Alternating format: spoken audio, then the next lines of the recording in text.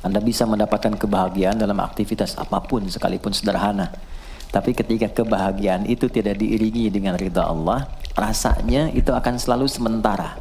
Kita butuh momen-momen baru untuk mendatangkan kebahagiaan itu. Tapi titik poin ketika Allah ridha dengan apa yang kita kerjakan, apa yang kita lakukan, maka Allah akan tanamkan satu cawan yang luas kandungannya, yang bisa menerima setiap keadaan dengan hal yang paling menyenangkan. Apapun yang kita lihat selalu nyaman. Yang kita dapati, kita ridha dengan apa yang Allah berikan. Keadaan itulah yang oleh Nabi itu diungkapkan dengan komen yang sangat simpel tapi dalam isinya. Kata Nabi, ajaban di amril mu'min.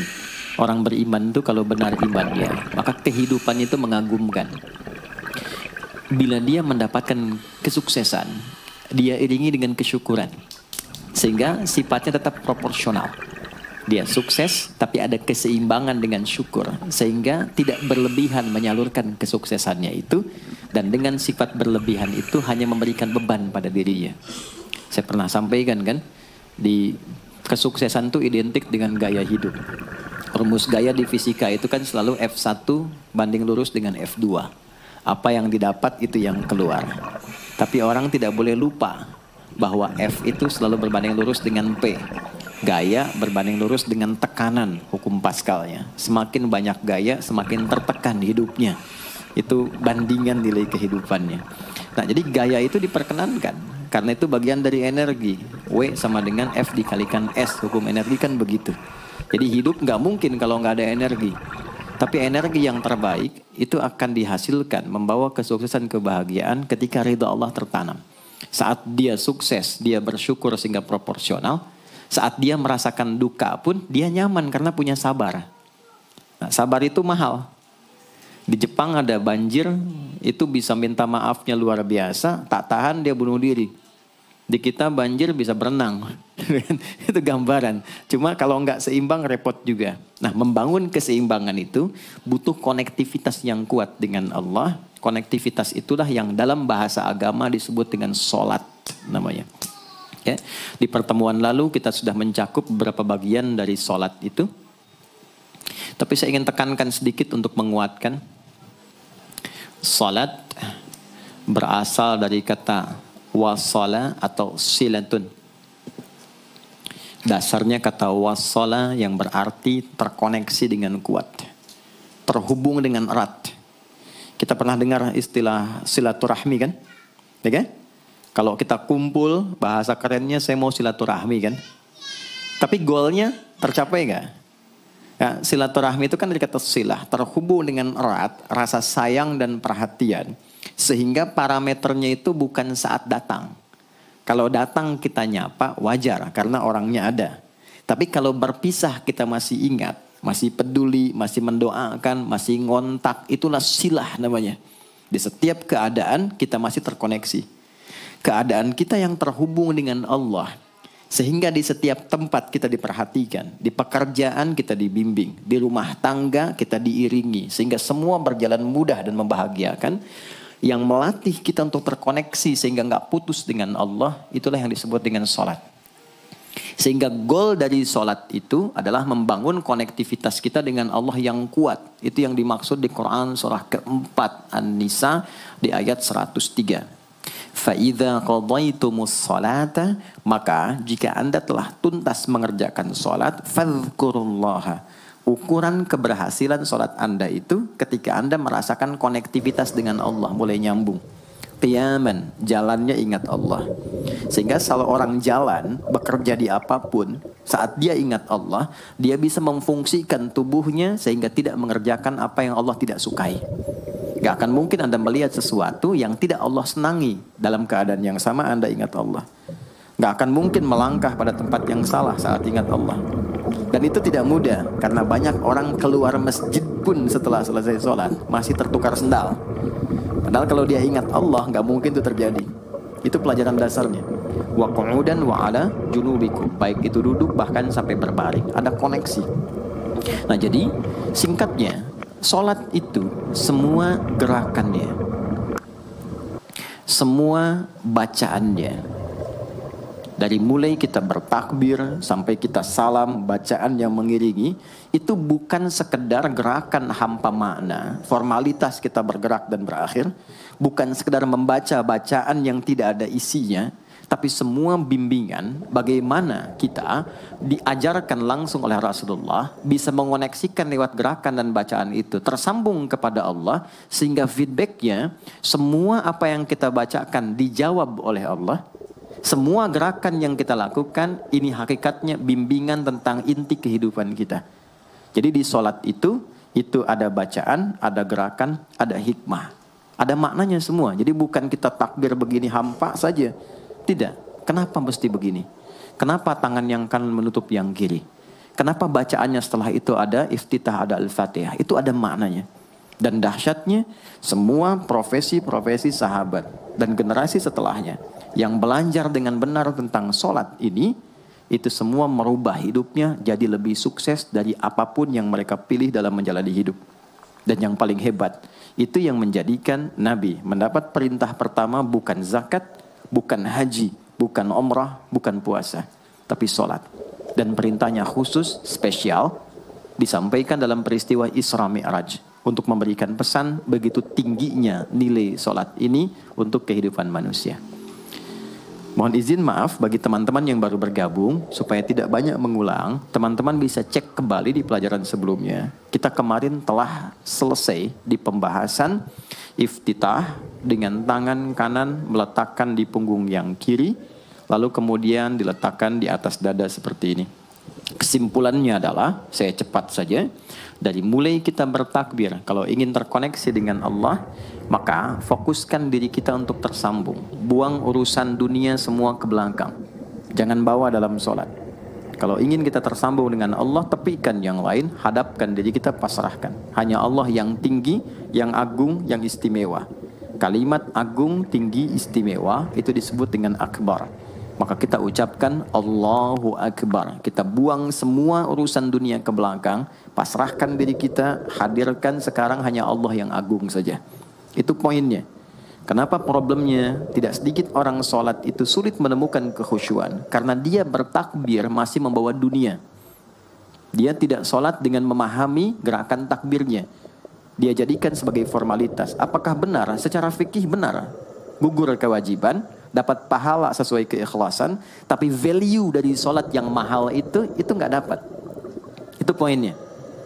Buang semua urusan dunia, kemudian tambatkan diri kita hanya kepada Allah. Dan uniknya kata Nabi, di fase itulah setan mulai bertugas yang mengganggu kita, supaya kita tidak fokus untuk memahami dan melakukan apa yang kita baca dan kita gerakan. Ada setan khusus menggoda orang sholat, namanya khanzab. Nanti ada 9 jenis setan yang detil tugasnya itu berada di sekitaran kita. Mungkin satu kali Mas Baim kita belajar tentang fikih setan. Belum pernah ada kan ya. Anda kalau kesini cuma tahu jalan yang lurus, nggak tahu macetnya, nggak tahu lubangnya, sulit menghindarinya. Kebanyakan orang belajar tentang malaikat tapi nggak belajar setannya, sehingga nggak tahu setan apa yang sedang memprovokasi dirinya. Di Quran, malaikat disebutkan 88 kali, setan disebutkan 88 kali. Kalau kita cuma dengar motivasinya, nggak tahu provokasinya, kita nggak tahu bagaimana cara menghindari yang ini. Itu poinnya. Khanzab itu dia menggoda orang sholat, dimulai dari takbir. Jadi kalau belum takbir, Anda bisa merasa fokus apa saja. Nggak percaya silakan. Sebelum takbir tuh bisa siap fokus. Tapi begitu Anda mulai bertakbir, di hadis riwayat Abu Daud, Allahu Akbar, fayaqulu syaitanu. Maka di sini setan mulai tugasnya untuk mengganggu orang supaya nggak dapat nilai-nilai tadi.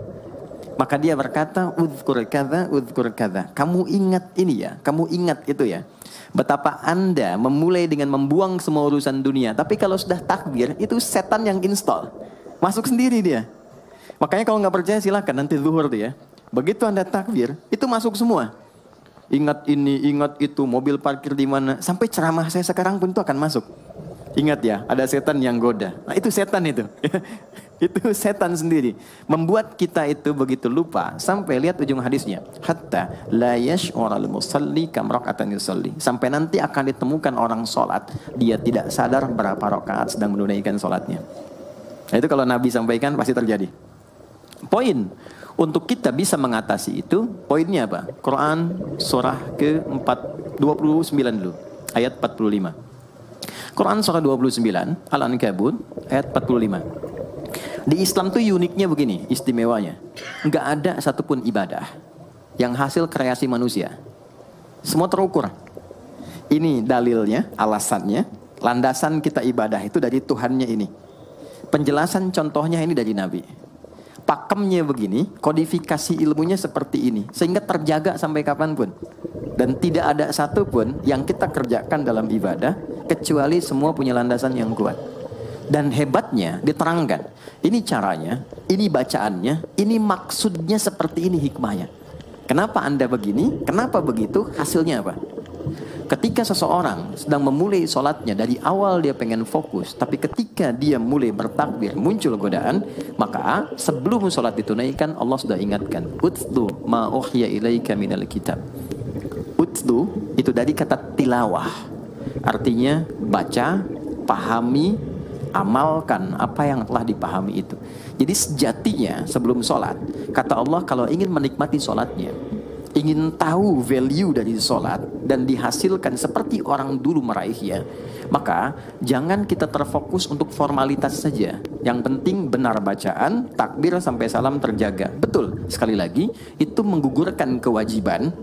Formulasinya selesai, secara fikih tuntas, tapi hikmah sholat yang tadi itu kita nggak dapat. Maka yang terjadi apa?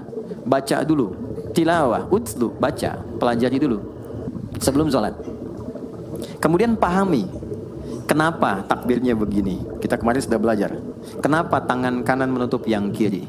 Apa maksudnya sampai kita diperintahkan sholat? Bagaimana kemudian saat kita baca Al-Fatihah? Kenapa yang dibaca itu? Apa yang jadi bimbingan dari Al-Fatihah untuk kehidupan kita? Kalau sholatnya seperti itu akan merubah hidup kita. Itu langsung Allah sampaikan demikian. Lalu kerjakan wa aqimis shalah, tunaikan salat seperti aku tadi isyaratkan, kata Allah, innas salata tanha 'anil fahsya wal munkar. Maka jika engkau menunaikannya seperti itu, salat akan merubah hidupmu. Itu kata Allah tuh. Minimal mendorong kita berbuat jadi lebih baik. Jadi bukan sekadar menjadikan kita pribadi baik, tapi semua yang kita kerjakan menjadi lebih baik. Itu salat. Itu yang bisa merubah seorang Jundub bin Junadah yang dikenal dengan Abu Dzar Al-Ghifari.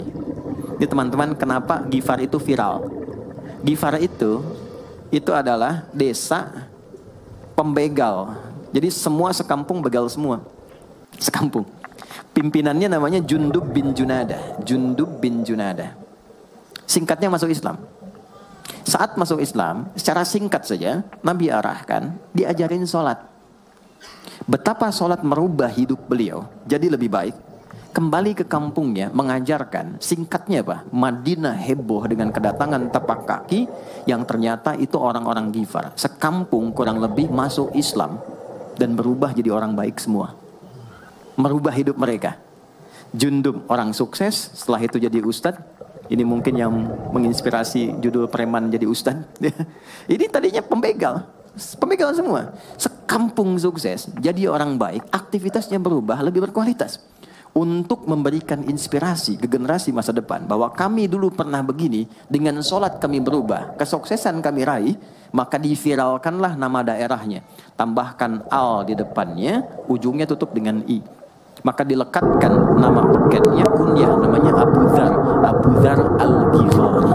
Al-Ghifari itu untuk memberikan kesan begini, saya ini dari Ghifar, itu kampung jelek, desa tempat pembegal, tapi Islam merubah saya menjadi lebih baik. Sholat mengarahkan saya punya kualitas hidup yang lebih baik. Itu poinnya. Sejak peristiwa itu, orang-orang Islam dari manapun yang bukan Arab itu selalu melekatkan nama daerahnya untuk mengenalkan. Islam pun sudah sampai ke tempat saya. Buktinya saya menjadi baik.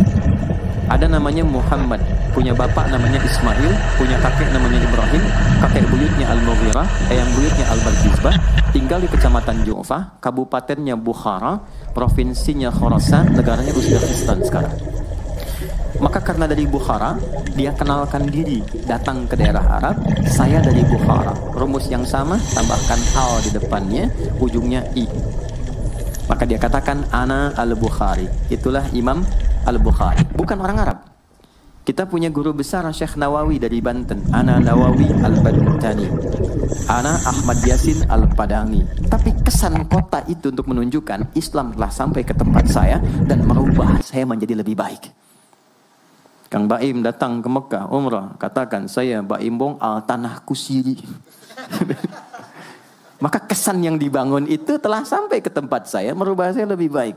Saya Arman al Pondok Indahi misalnya kan, tidak masalah. Itu sah. Dan orang mengenal, oh rupanya Islam telah ke setiap wilayah.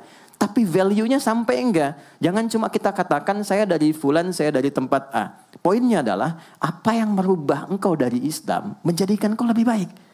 Jadi kalau ada orang Islam mengaku Muslim, lisannya tidak lebih baik. Maaf sekali, telinganya mendengar tidak yang baik, perilakunya kurang baik, maka dipertanyakan klaim keislamannya. Sudah sejauh mana saya mendapatkan keberkahan dari Islam itu? Itu yang menjadikan kenapa sholat paling pokok dipaksa kita wajib, bukan karena sujud rukuknya. Anda tidak sujud pun tidak akan menurunkan status Allah sebagai Tuhan, tetap Tuhan.